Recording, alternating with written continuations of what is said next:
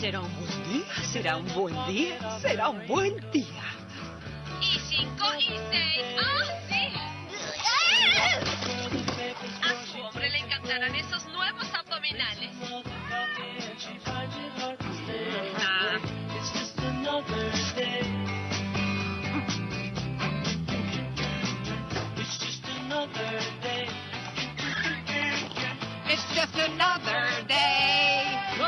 Miren eso, una loca cantando una canción de hace 1.000.000 de años.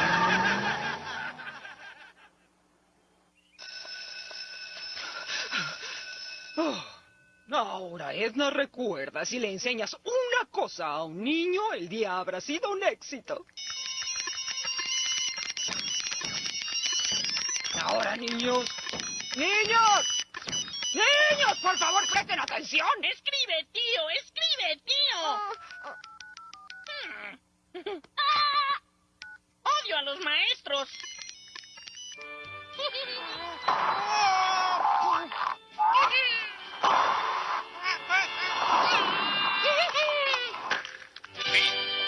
bien? Ah, hola. Llamada entrante. ¡Ay, hola! ¡Son niños! ¿Para qué necesitan celulares? Seguridad. ¡Emergencias! ¡Seguridad! ¡Educación! ¿Podrían ponerlos en vibración?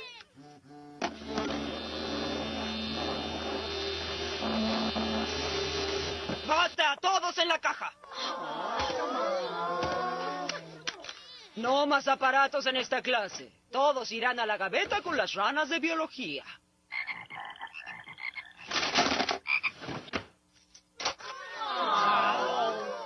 Está bien, la desafiamos. Enséñenos usando solo lo que hay en su cabeza. Ay, descuida. Aún tenemos la vieja computadora de la clase. ¿Quién quiere jugar a completar palabras?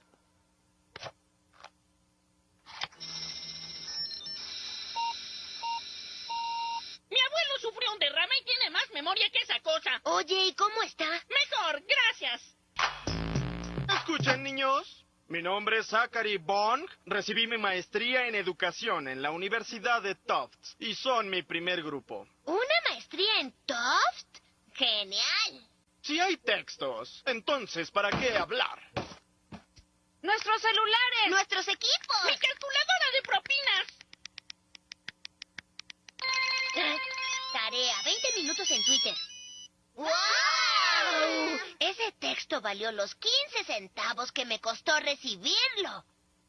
Isaac habló por Skype, hizo un blog de ortografía y se hizo nuestro amigo en Facebook. Creí que estudiaban los debates Lincoln Douglas. Las guerras entre el hombre L y el perro D. Ay, no. Me alegra que tengan un suplente que los estimule, pero me preocupa la señora Crabapple. Ah, descuida. Oí en el patio de juegos que se encuentra bien. Ya nadie quiere jugar, solo se dedican a rumorar.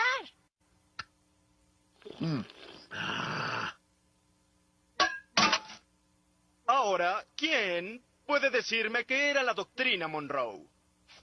Yo, la política del presidente Monroe, de que Estados Unidos tiene derecho como nación. Espera, ¿estás diciéndome que lo aprendiste de memoria cuando con un celular puedes averiguarlo en 30 segundos? Yo, atiborré mi cabeza de basura. Así es, hijo. ¿Qué son estos? Son caritas sonrientes. La señora Krabappel las ponía en nuestras tareas como recompensa por un buen trabajo. Ah, sí, pues mi salón de clases no tiene papel, miren. Pero estos solo son signos de puntuación sin sentido. ¡Ay, qué fabuloso! Listo. Entonces, bueno, ya viendo el video, quiero invitarlos acá por el chat, les voy a compartir una pequeña encuesta y quiero saber, ¿ustedes con quién están? Si ustedes están a favor de qué metodología, de qué profe, de Zachary, el profe de la tecnología, de Krabappel, que no es tan tecnológica, o ninguno de los dos, ¿qué consideran ahí? Quiero que comenten en el chat, les dejé una pequeña encuesta para que me cuenten, para que voten ahí y me cuenten. Yo acá los tengo acá, voy mirando quiénes pueden votar, ustedes con quién están, para que puedan, para ir revisando a ver ustedes con quién están de acuerdo. Me avisan si pueden ingresar a la encuesta, ya un voto, 2. Ahí vamos revisando con quién están ustedes, porque pues para mirar diferentes metodologías.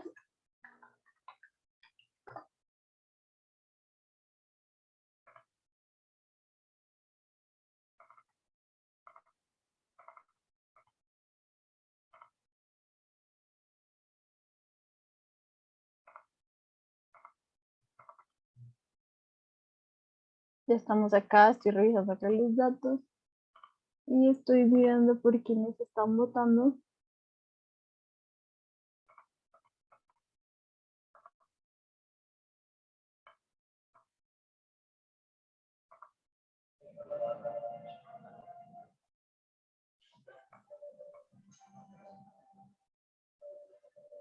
Acá ya vamos 9 votos. Mientras se van uniendo. Ah, tranquila, Sara, no te preocupes. Te voy a mandar el link para los que no tienen el link para que voten porque docentes están de acuerdo, ¿listo? Para que ustedes piensen.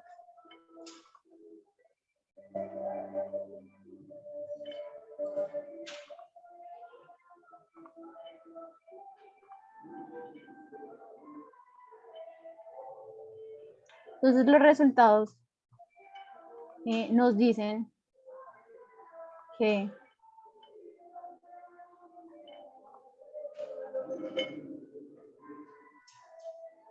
muchos no están de acuerdo con ninguna de las dos votaciones, porque ninguno tiene la mejor metodología, ¿cierto? Ahí escucho un micrófono abierto. Disculpen. Voy a silenciar, disculpen. Y entonces los resultados muestran que ninguno de ustedes, profes, están de acuerdo con ninguna de las dos metodologías, ¿listo? Y muchos con Zachary. Pues les cuento que pues no hay respuestas correctas. No hay respuestas correctas, no incorrectas, sino que quería que hiciéramos ese análisis pues de que la tecnología a veces es muy buena, como se puede observar, que podemos utilizar recursos digitales, que le faltó a la profe Cravappel, ¿no? Ella no tenía esos recursos digitales que hubiera podido hacer para que su clase fuera más dinámica. Yo lo que cogió y escondió todos sus celulares y aquí nadie va a hacer, pero utiliza un computador súper antiguo con un disquete y no innovó en su metodología. Pero sin embargo el profe Zachary llega con toda su tecnología, utilicemos el celular, vamos a Twitter, pero no hay un propósito. Entonces uno se pone a ver, tanta tecnología es buena, me sigo con mis métodos tradicionales. Entonces ahí ese es el balance que tenemos que hacer nosotros como profes, ¿no? O que queramos hacer recursos educativos digitales. Entonces la reflexión aquí es que es un recurso digital y empezamos la narración desde ahí. Un recurso digital es ese material educativo que tiene una intencionalidad educativa. Es bastante importante porque nuestro material tiene que tener un propósito. No es llenar como vamos a hacer ciertas cosas, pero no tienen un propósito. El profesor decía, Zachary decía, vamos a utilizar Twitter, pero ¿para qué vamos a utilizar Twitter? O sea, utilizar redes sociales en educación es bastante útil y muy importante, pero con un propósito. Si no hay un propósito, no es útil, porque lo importante es ese análisis, ¿no? Yo qué quiero utilizar, yo qué quiero llegar. Y la idea de los recursos educativos digitales es ese, que tengan un propósito, que me llegue al estudiante, qué quiero lograr con eso.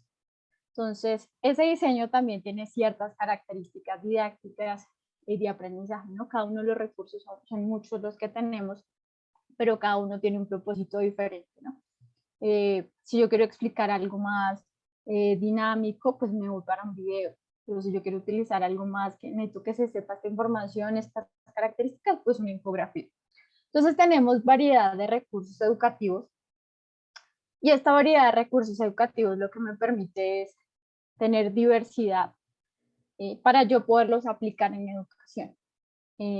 Todos los días hay nuevos recursos, o sea, acá yo les voy a decir unos, como la realidad aumentada, los videos, las infografías, las presentaciones interactivas, llega el auge de los simuladores que están muy activos últimamente, los podcasts y todo tipo de recurso interactivo que ahora sale, o sea, todo ahorita hasta que cambie. Yo les muestro estos por ahora porque quizás mañana cambien. O sea, mañana se inventaron un super recurso de una pantalla que se puedan ver en 3D, la educación cambie, claramente puede que cambie de una vez como lo que hizo la pandemia, ¿no? La pandemia aceleró el proceso educativo de educación virtual y lo aceleró a un 100%, y quizás en este momento se estanque o no. No les podría decir qué va a pasar porque estamos limitados, o sea, los que están creando el futuro, la idea es que seamos nosotros, que creemos el futuro y nos inventemos cosas, pero no sabemos qué va a pasar. Entonces, es una incertidumbre y que tenemos que estar actualizados. Como docentes siempre y como personas que creamos contenido, siempre hay que estar actualizados en las últimas tendencias educativas porque todos los días salen nuevas aplicaciones, todos los días se están creando cosas nuevas. Se empiezan a crear, por ejemplo, antes estaba solo Kahoot como herramienta para la interactividad en las clases, ahora hay un montón de plataformas que nos permiten más. Entonces, tanto las plataformas como nosotros estamos en actualización. Entonces, por ahora tenemos estos recursos digitales que son bastante importantes y que son como el auge que tenemos en educación.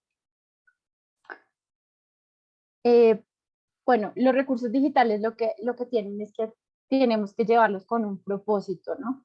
Crear ese recurso debe tener un propósito esencial, y arrancamos con una pregunta: ¿yo qué quiero enseñar? Si yo utilizo mi recurso, ¿qué quiero enseñar con ese recurso? O sea, ¿yo qué quiero enseñar? ¿Yo qué quiero llegar? ¿Quiero hacer un recurso por crear mi clase más interactiva? ¿Quiero hacer para que aprendan cierto tema? Entonces, siempre hay que pensar antes y ponerse en el lugar del estudiante, siempre hay que ponerse en ese lugar. ¿Yo qué quiero enseñar? Si voy a aprender mi estudiante con este recurso. Entonces, ¿qué quiero enseñar? Eso es lo primero que tenemos que pensar: ¿qué quiero enseñar? Luego ya después de que digo, bueno, voy a explicar los músculos, por ejemplo, cierto tema. Entonces tengo que pensar en esa explicación que voy a hacer. Las explicaciones tienen que ser claras y muy sencillas, o sea, no nos vamos a complejizar. A veces ciertas personas que crean contenido creen que complejizando su lenguaje o explicando con palabras difíciles, pues dicen, no, pues yo hice esto muy bien porque está muy complejo y mi lenguaje es muy amplio. Quizás sí tenga el lenguaje muy amplio y explique muy bien, pero pues tenemos que llegarle a todo el mundo. O sea, tenemos que trabajar un lenguaje sencillo porque eso es lo que hacemos. Trabajar eso, dejarlo de la forma más sencilla para que la gente lo entienda, que al final es nuestro propósito, ¿no? Que las personas, que nuestros estudiantes pues aprendan. Ese es el propósito fundamental que necesitamos. Que sea un recurso cercano, es decir, que el estudiante conozca, que sepa manejar y accesible al estudiante. Esa accesibilidad, que él sepa cómo se maneja. A veces hay que dejar, digamos, en presentaciones interactivas o en infografías interactivas, decirle haga clic aquí. O ustedes han visto que en las plataformas le dicen haga clic aquí. Si quiere profundizar, mire aquí, dele clic en el más. Eso hay que dejarlo claro, porque a veces nosotros asumimos, sí, eso ya está ahí, el más significa eso, pero no. Hay que dejar todo súper explícito en recursos digitales, hay que dejar, si hay que colocar cierta información, hay que colocarla para que la persona interactúe. Si no hay esa instrucción, el estudiante puede decir como no vi nada. Cuando uno crea material educativo, cuando se crean, digamos, el masivo, cuando se trabaja con universidades, hay un equipo de pedagogos y también hay un equipo de diseño. Los diseñadores claramente crean las plantillas y lo crean. Y el equipo de pedagogía hace esa revisión a ver si sí funciona y le dice, mira, acá toca darle clic aquí, porque si uno no sabe dar clic en ese punto, pues no se puede hacer, o sea, el estudiante no lo va a ver y se va a perder esa información. Entonces siempre hay que dejar esas cosas claras. En este caso, como nosotros somos los mismos quienes producimos nuestro contenido, también hay que hacerlo como muy explícito. A veces se ve como, no, pero eso ya se ve, eso ya se sabe, o decimos, eso se intuye. pero la verdad es que no, es que es mejor, es que la realidad ha mostrado que mejor es dejarlo así, que sea muy intuitivo y con la explicación y con esa instrucción para los estudiantes. Algo importante es esa apariencia del recurso. Ustedes saben que todo entra por los ojos, o sea, si uno ve algo bonito, ay, ¿qué es eso? Me interesa. Si uno ve algo feo, como que, no, las interfaces, la parte visual, el manejo de colores, es muy importante. O sea, si eso está como esos colores, pues está un montón de colores, o los colores no son tan alegres, o por ejemplo el fondo es oscuro, eso cansa la mirada. Entonces, por ejemplo, en el curso nosotros vemos cómo no cansar la mirada, ¿no? Cómo hacer que el recurso se vea interesante, que guste al estudiante ese uso de imágenes y que impacte y que realmente pues el estudiante aprenda. Primeramente es lo visual, ¿no? Uno aprende, si está bonito lo leo, si no, más, eso no me gusta. Entonces eso es tan importante. Y con esto llegan aplicaciones bastante importantes como Canva, Geniali, de uso gratuito o de uso pago, donde podemos utilizar recursos no pagos, pero que no lo dejan utilizar. Bastantes herramientas están actualmente que nos permiten, ya no necesitamos tanto en equipo de diseño, con perdón de los diseñadores, son muy importantes, pero a veces que queremos en nuestra clase colocar un recurso importante, lo podemos hacer en Canva, que ya tiene sus plantillas genial y que se utiliza mucho para la gamificación, ya tenemos esas plantillas. Entonces con esas plantillas pues ya uno no tiene que pensarse tanto en el color, sino más en la imagen, en el contenido realmente de lo que queremos llegar. Entonces tenemos grandes herramientas. Por ejemplo, PowerPoint ahora su inteligencia artificial es tan grande que ahora me aconseja, me da, mire, esto le queda más bonito así, me recomienda. O sea, ya me recomienda cómo tiene que quedar el recurso. O sea, me está facilitando las cosas. Lo que hace la tecnología a veces es facilitar las cosas. Por ejemplo, el diseño me dice, no, mire, usted puede combinar estos colores. Una vez lo hace así porque le recomienda y recomienda cosas muy interesantes. Uno pone una palabra y ya le recomienda bastantes portadas para las presentaciones, por ejemplo, o para hacer gráficos, le recomienda a uno mucho. También están todas las plantillas, que uno busca plantillas para hacer infografías y ya hay bastantes plantillas que podemos utilizar de forma gratuita.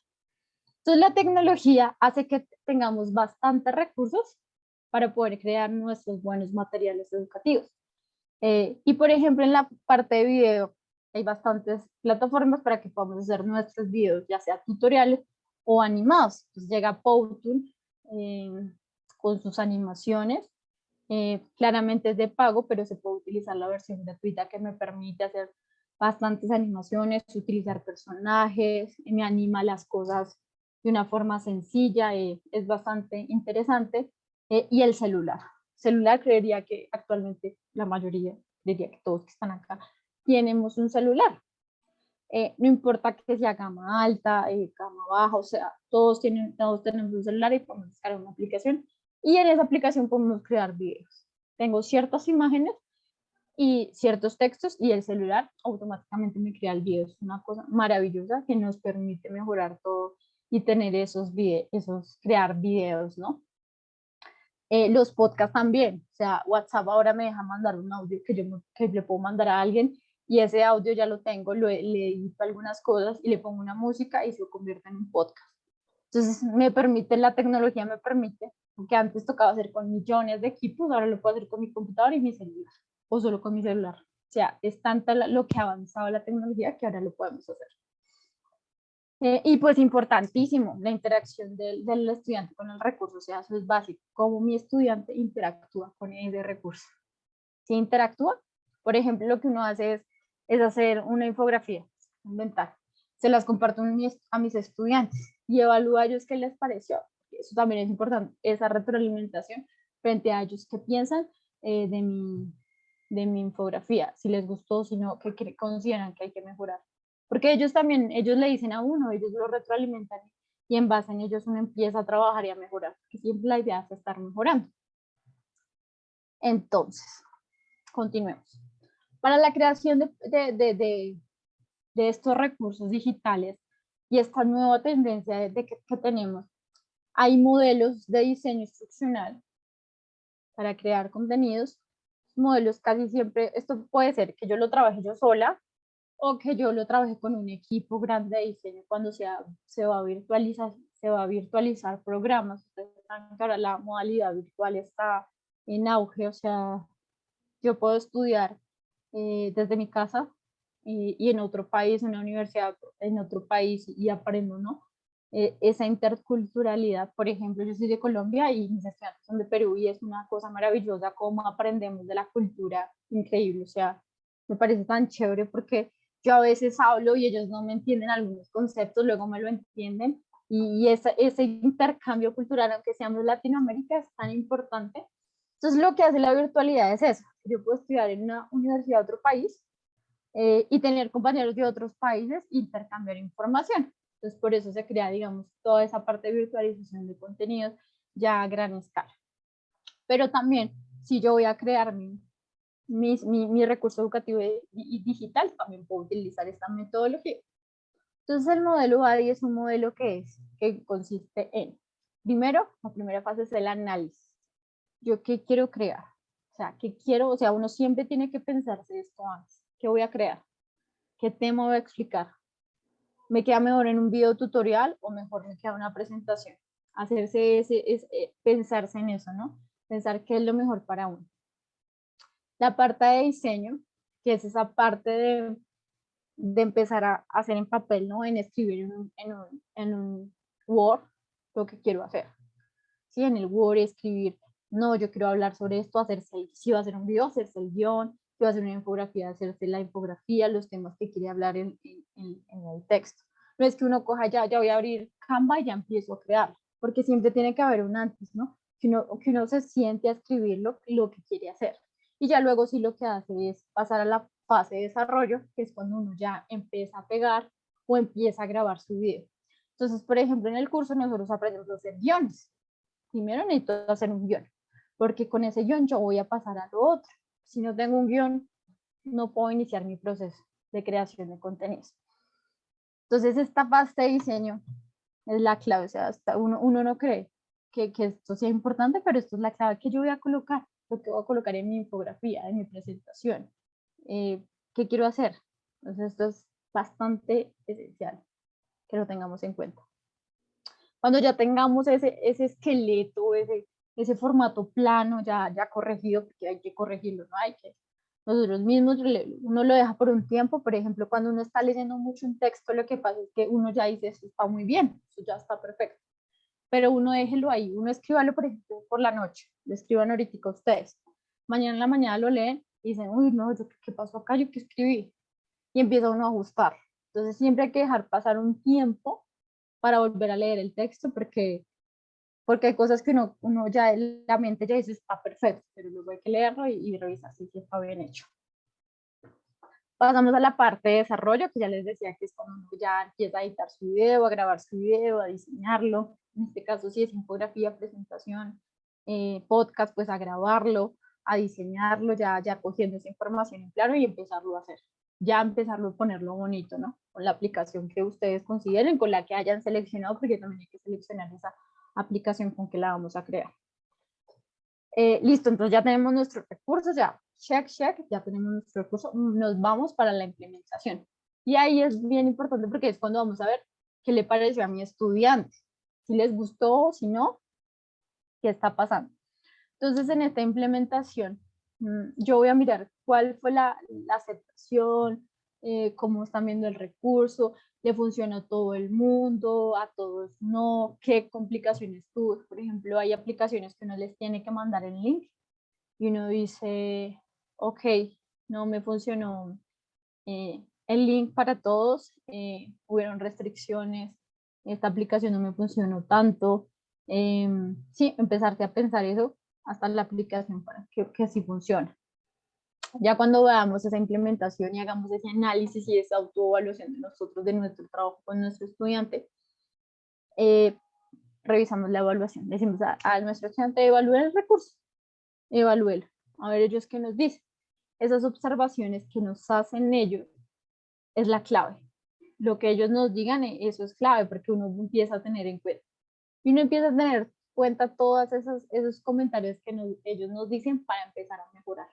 Y hay un punto en que uno ya conoce cuáles son las restricciones, que uno ya sabe hacer bien sus recursos digitales y ya en la evaluación ya todo está perfecto. Pero al principio siempre van a haber comentarios. Por ejemplo, no, que la letra está muy chiquita, no, que el enlace está muy pesado. Cosas así pueden pasar y está bien. O sea, no se estresemos con que, ay, no hice mi recurso bien, no, siempre hay que mejorar, siempre hay cosas que mejorar y hay un punto que uno ya lo hace bien y ya está como tranquilo. Entonces, esas son las fases que tiene el modelo para la producción de recursos digitales.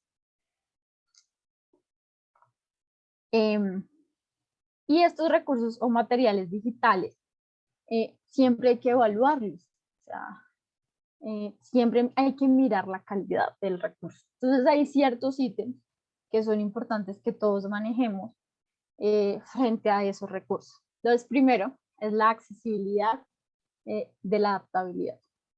Es decir, ahorita estamos en la sociedad de que estamos siendo incluyentes. La parte de accesibilidad a las personas que tienen alguna discapacidad, tanto sea visual como auditiva. Para estos recursos hay que tener ciertas características. En el curso las revisamos, miramos que ciertas características, les doy un ejemplo, todas las imágenes siempre tienen que tener una descripción. ¿Por qué? Porque las personas que tienen discapacidad visual, ellos colocan el computador y el computador les lee todo. A todo yo le doy clic acá, él le dice, dale clic acá a la X porque tiene que cerrar. El computador le va diciendo dónde tiene que dar clic. Si tenemos una infografía y hay una imagen, el estudiante no se lo puede imaginar y no puede saber qué es lo que está pasando. Entonces, siempre en accesibilidad, que es la nueva tendencia que se trae, es tener todas, por ejemplo, todas las imágenes escritas. Todos los textos, que tenerlos muy claros para que cuando el lector los lea, se puedan hacer. Por ejemplo, en los videos. En YouTube, para las personas que tienen problemas auditivos, ustedes han visto que en YouTube tienen los subtítulos. Eso también es bastante importante en educación, que tengan esos subtítulos que le van a permitir a la persona saber qué se está diciendo. Por ejemplo, si uno vocaliza bien y eso, pues de una vez en la plataforma se lo coloca a uno. Si no, por eso tenemos el guión. Entonces, por eso el guión es la clave, porque lo que se hace es se sube el guión y lo que hace YouTube es colocar. También que me permite ahora estas plataformas, que me lo permite traducir. Uno traduce, si la persona está, no sé, en otro país, está en Francia, lo coloca y lo traduce y se puede escuchar. Entonces permite toda accesibilidad, permite que en cualquier parte, cualquier persona, no importa su condición, lo pueda tener. Eso es una clave en los recursos digitales. ¿Qué otra? La reusabilidad y portabilidad. La idea de los recursos es que yo los pueda reusar, que si yo tengo esto, yo lo puedo utilizar para otra asignatura que me funcione. Eso es lo que tienen los recursos, que los podamos utilizar en diferentes lugares. Importantísimo la coherencia de la didáctica, ¿no? No que sea un recurso por allá, una presentación pues súper llena de textos y ya esa es mi presentación y no. Porque la idea es que tenga un propósito y no sea llena de textos, sino imágenes, gráficos que me dinamicen eso. Y eso es bastante importante. No podemos poner una presentación de 100 páginas, lleno de palabras, porque no es el ideal. Eso es clave, la didáctica. O sea, ¿cómo lo vamos a hacer que se vea chévere, que sea bonito y que mi estudiante aprenda? Formato y diseño, lo que hablamos. O sea, tiene que ser bonito a los ojos, los colores. No combinar todos los colores que tengamos, sino seamos claros. Por ejemplo, acá en continuo, la gama de colores es los morados, los fucsia, ok, manejemos esos colores, porque es la gama. No podemos como saltarnos por allá un verde, porque pues se va a ver como feo, ¿no? Entonces la idea es que siempre manejemos esos colores. Si ustedes, por ejemplo, están en su colegio, en su universidad, en el lugar donde trabajan y necesitan hacerlo, pues mantengan los colores que son, ¿no? Para que haya una coherencia y ese formato y ese diseño, que el estudiante vea bonito y no vea pues es algo feo. Y la letra también, no la tipografía. Tipografía también, la idea es que sea muy clara, que sean letras redonditas, que se entiendan, no que sean letras que uno no pueda ver, que no se entienda. La motivación, ahí ya es parte de nosotros, motivación y aprendizaje, motivar al estudiante a que lea ese recurso, que lo lea, miren el recurso y que a ellos les gusta. La interactividad y la calidad. A veces creemos que porque es interactivo es bueno, no. No todo lo interactivo es bueno. Hay que hacer el análisis qué me funciona para interactividad y qué no me funciona para interactividad. Puede ser mi infografía plana, una imagen, chévere, una imagen nomás, explicada en un gráfico, o puede ser un gráfico donde yo le dé clic a cada uno. Eso lo tenemos que evaluar, porque ustedes saben que cuando uno hace muchos clics, la persona se distrae. Entonces eso también hay que revisarlo. ¿Cuántos clics puede hacer una persona para que no se distraiga ya y haga clics y sea pasar? Porque no es la idea. Eso también se revisa. Estructura y estabilidad, que la estructura esté pues acorde, que se vean todos los textos, toda esa parte importante. Y la navegación. Como les contaba, que todo sea muy explícito, es decir, si acá toca dar clic, que se dé clic, que si toca hacer esto, hay que hacerlo. ¿Y cómo funciona? Porque si funciona mal, si el estudiante no sabe qué tiene que hacer, pues no es un recurso que sea muy bueno. Entonces hay que mostrarlo, hay que navegarlo. La idea es que cuando uno lo cree, también se lo mande, por ejemplo, a la familia o a un amigo. Ahí revise cómo se ve, si se puede ver desde su celular, como los celulares también cambian, ¿no? Dependiendo. Entonces uno se lo manda a otras personas a ver cómo se ve el recurso. La idea es que uno haga unas pruebas antes de mandárselo a los estudiantes. No, mi ingreso no pasó, entonces pues la idea es que no pase esto y sino hacer las pruebas antes. Entonces son algunas condiciones que se tienen de calidad. Ahora, como les contaba, hay una variedad de aplicaciones ahora que es infinita, ¿no? Está Canva como una de las mejores. Si ustedes tienen el arroba, por ejemplo, arroba, acá tenemos arroba continental, Canva es gratis. O sea, todos los recursos que le dicen a uno pago, Canva no lo ve. Si uno entra con una licencia educativa, no la deja gratis. Eso es muy importante. Genial y como una de las plataformas importantes para la gamificación. Yo la recomiendo mucho para la gamificación porque tiene plantillas muy interesantes para eso que se pueden trabajar, entonces es excelente.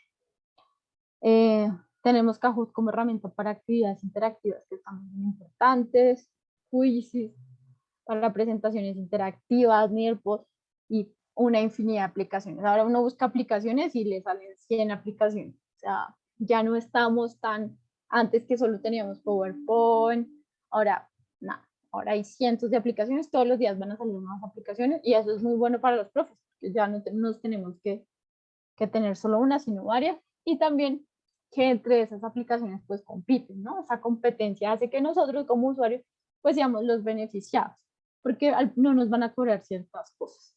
Entonces ellos tienen que competir entre ellos y nos benefician a nosotros como creadores de contenido digital para educación.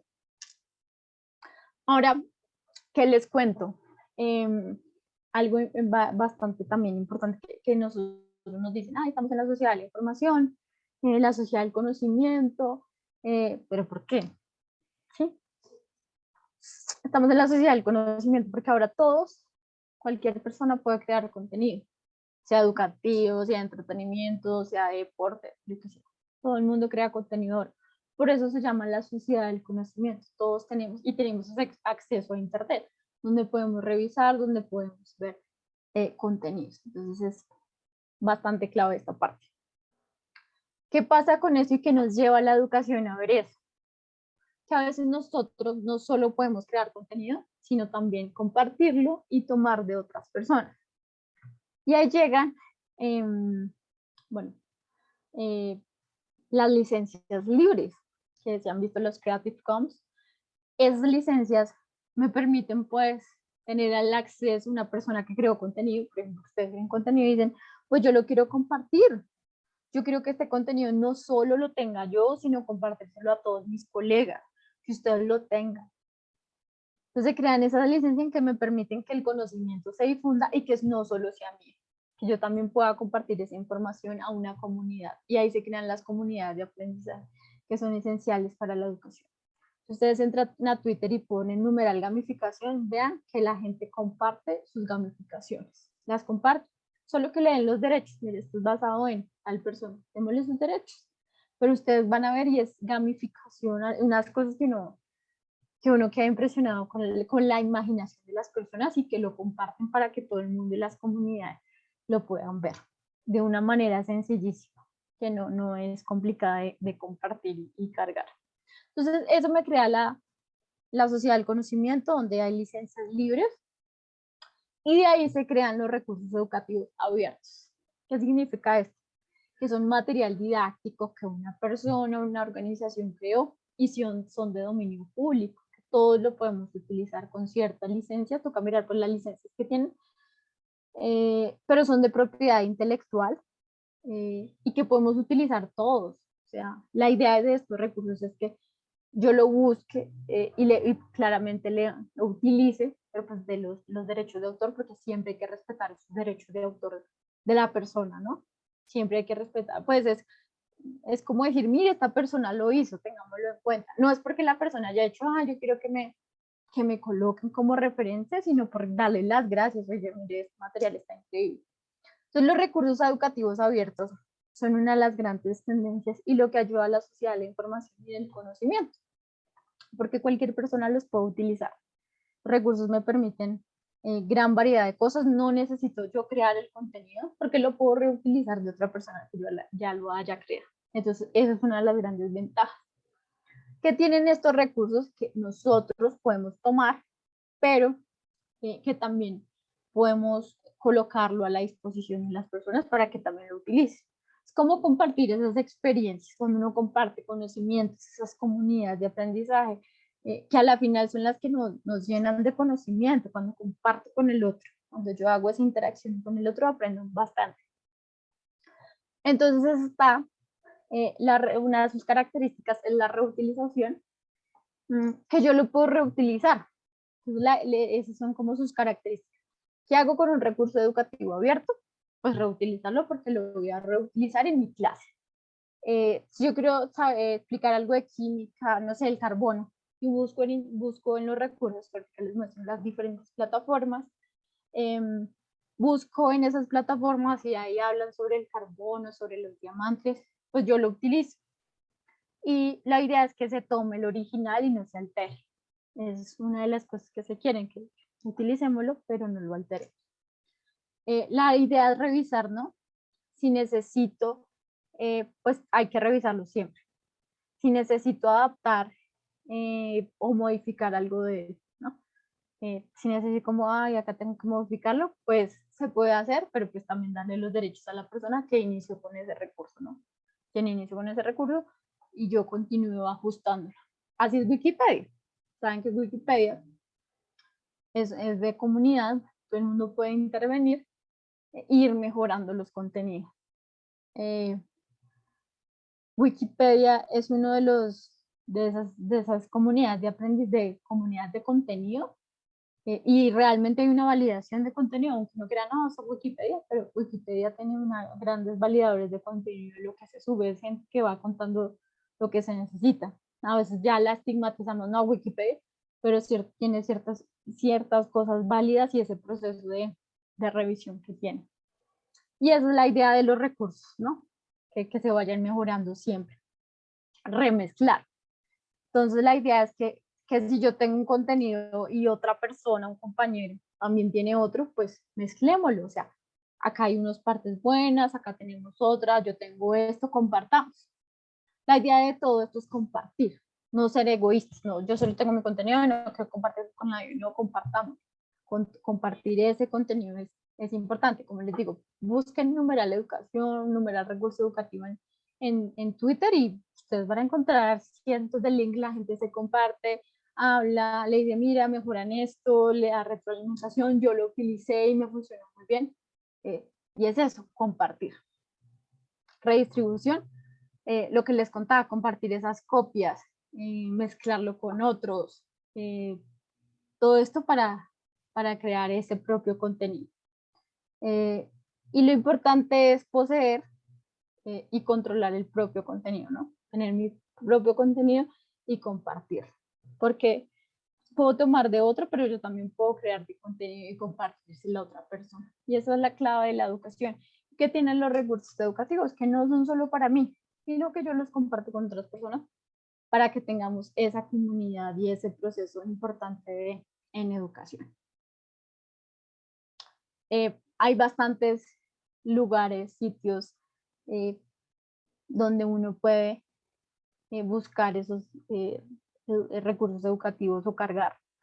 Uno de los grandes es la Universidad Virtual de la UNESCO. La UNESCO tiene gran cantidad de recursos educativos bastante buenos, o sea, de grandes pedagogos, de disciplinarios, las diferentes disciplinas. Es una biblioteca bastante grande que me permite ver esos recursos digitales y también compartirlos.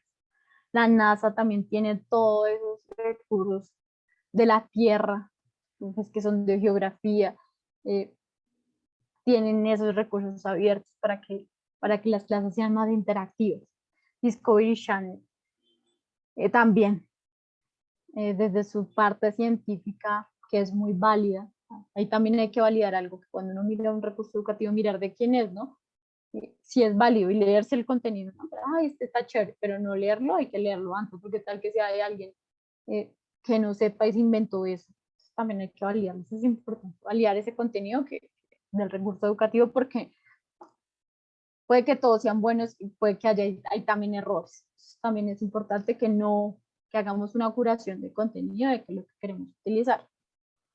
Está Educanex, hay Biblo, unas fundaciones, toda la parte de Creative Commons que tienen todos los recursos abiertos, Eduteca, acá hay en Colombia, hay una que se llama Colombia Aprende, y todos los profes cargaban ahí sus contenidos, pero también eran validados. Y hay diferentes proyectos en Canarias. Entonces ustedes buscan recursos digitales y ahí les va a aparecer abiertos y les van a aparecer las bibliotecas. Ustedes buscan en Google y las bibliotecas. Yo acá les dejé hay bastantes. Les dejé como los más importantes para que ustedes los vean. Y son recursos extremadamente buenos.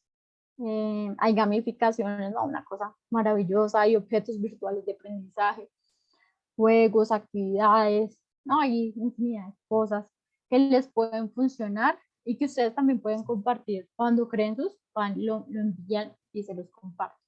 Entonces esa es la idea. Y en este curso lo que hacemos es eso, es empezar a crear esos recursos para luego convertirlo en un objeto virtual de aprendizaje y posteriormente subirlo a una plataforma. Entonces, esa es la idea. Creo que no es más. Y ahora ya estamos como en el bloque de preguntas, y agradecerles por la asistencia, y ya quedo como atenta a las preguntas que tengan, ¿no? Muchísimas gracias. Creo que me pasé los minutos, pero ahí hablamos. Ahí sí, nos quedan 10 minutos de preguntas. No sé si tengan preguntas, voy a leerlos.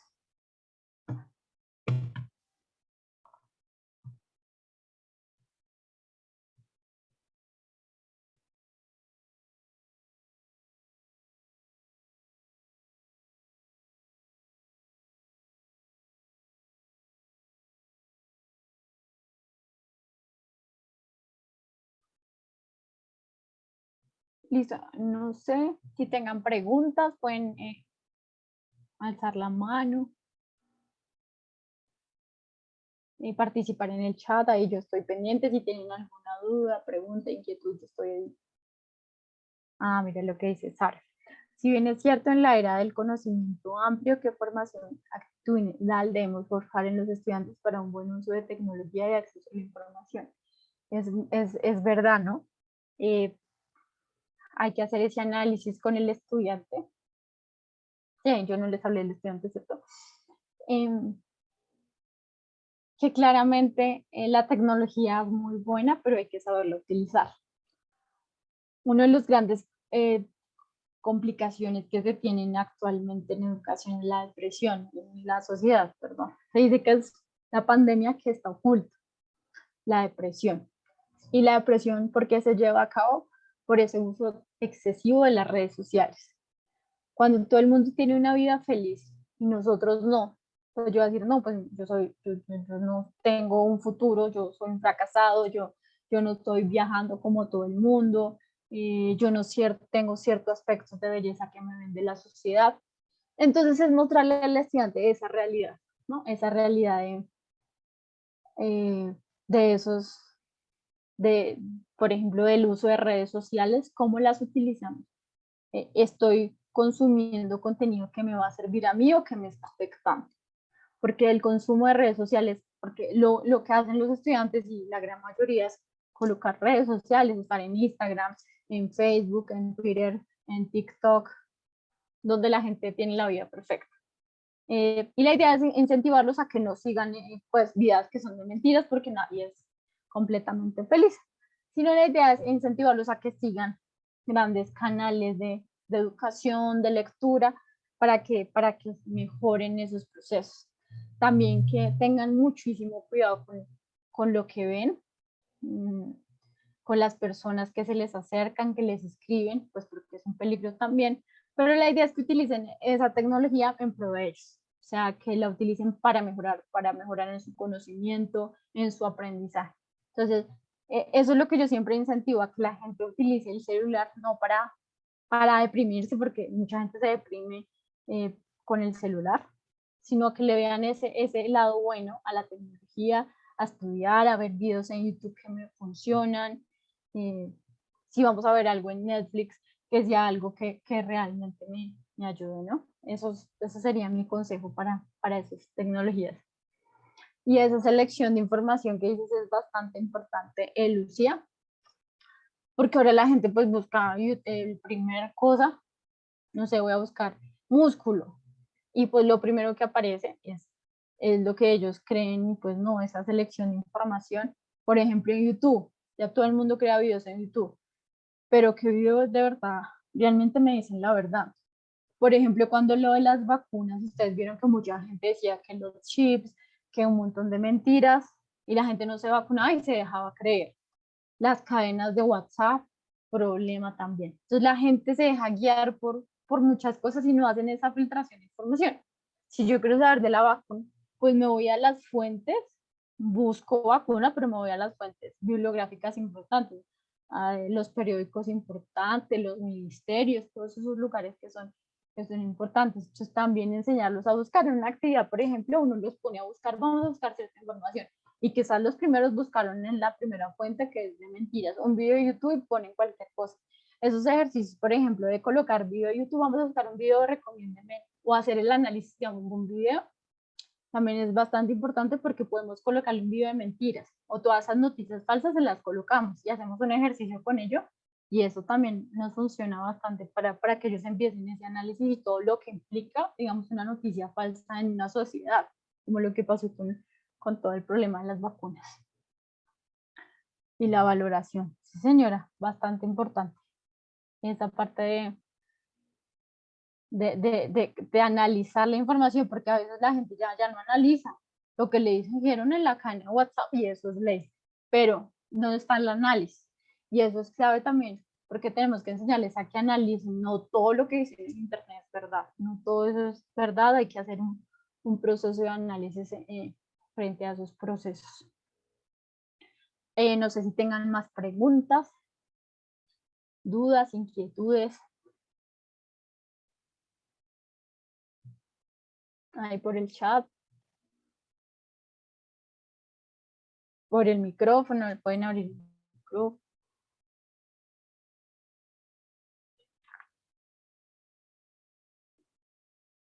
Pueden alzar la mano.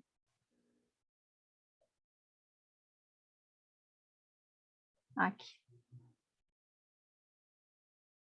Hay infinidad, nos dice Sara, hay infinidad de plataformas y aplicaciones que implican la actualización permanente con los docentes. ¿Cómo podemos incentivar ese cambio de mentalidad para un uso adecuado de las TIC? ¿Cuáles nos pueden recomendar, además de las que ya tenemos en estos 2 años?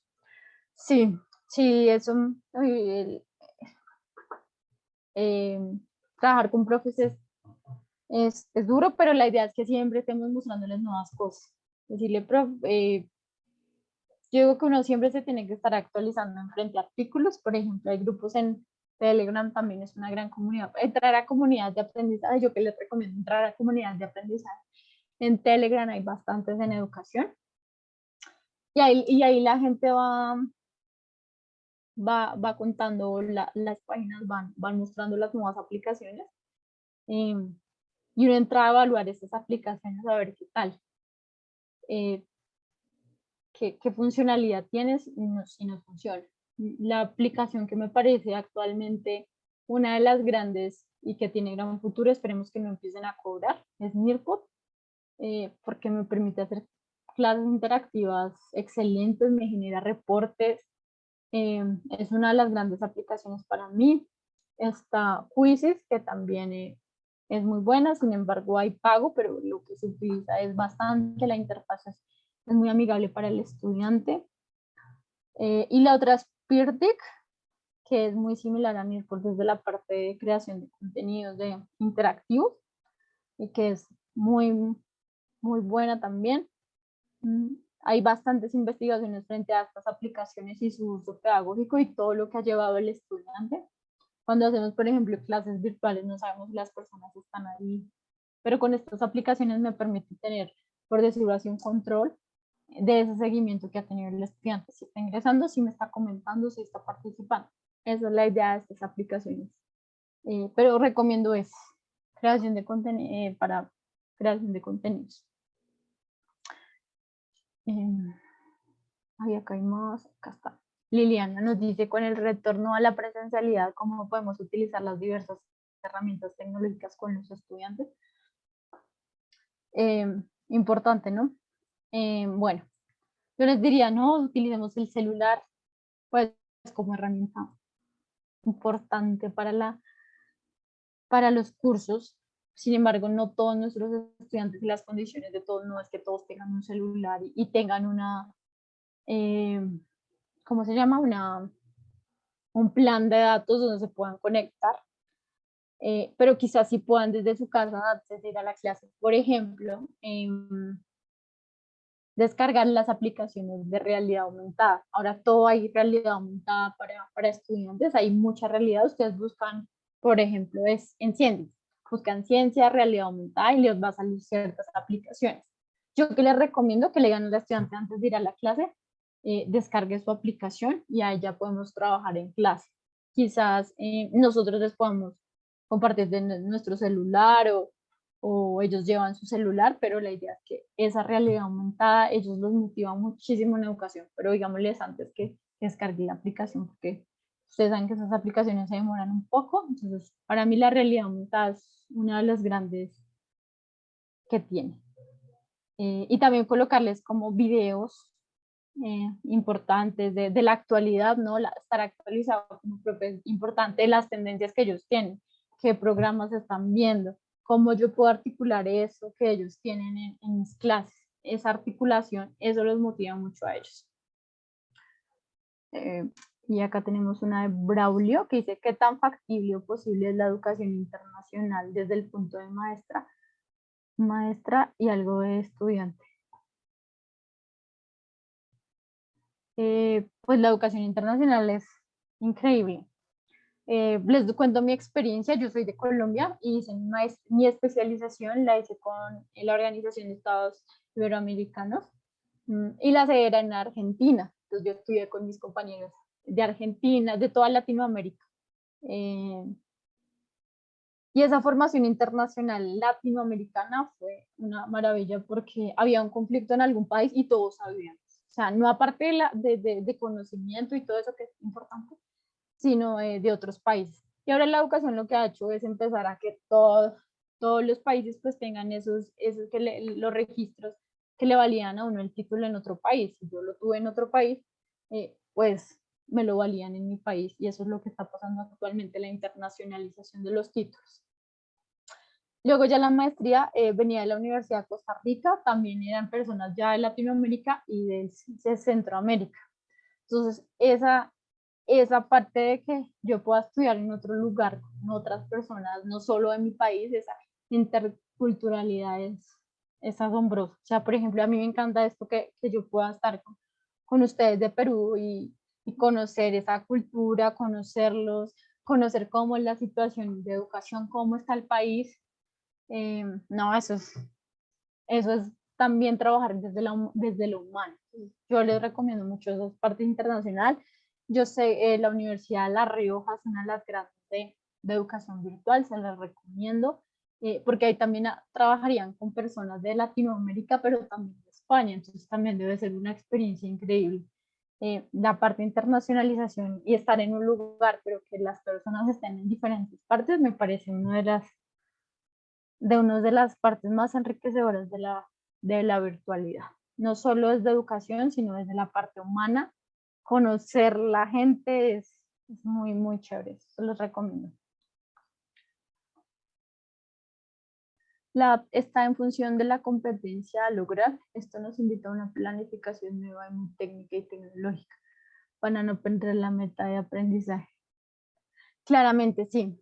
Sí, es exacto, exactamente lo que dice. Sí, sí, no, tenemos que tener en cuenta lo que vamos a utilizar, ¿no? La app que vamos a utilizar, porque si estamos viendo algo de deportes y utilizamos una herramienta para hacer encuestas, toca mirar para qué nos funciona. Entonces siempre tiene que estar articulado lo que queremos y la competencia que queremos lograr, ¿no?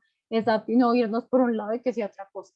Esa articulación es la base, ¿no? Eso pensar qué vamos a enseñar y por qué y qué vamos a utilizar es una de las claves para la creación de recursos digitales que se quiere hacer. Y creo que yo son las 8, pero Valeria me confirma. Luciana.